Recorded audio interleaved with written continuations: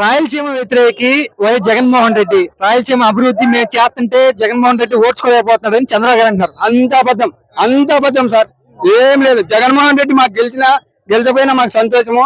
రేపు వస్తాడు, రేపు ఖచ్చితంగా వస్తాడు. మళ్ళీ ఈ పొద్దు రాకపోయినా రేపు వస్తాడు. వాళ్ళు రాలేనోడు రేపు ఎలా గెలుస్తాడు? గెలుస్తాడు సార్, ఖచ్చితంగా గెలుస్తాడు సార్. గెలిచకపోతే నేను నాశనం అయితే ఇట్లే జగన్మోహన్ రెడ్డి గురించి నాశనం అవుతా.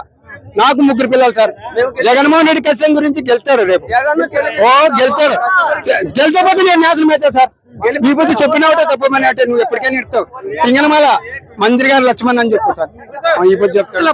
ఆయన ఓడించేసాం, ఆయన పని అయిపోయింది అని అంటున్నారు చంద్రబాబు గారు, పవన్ కళ్యాణ్. ఆయన ఉన్నాడు మాకి, ఆయన ఉన్నాడు. రేపైనా వస్తాడు.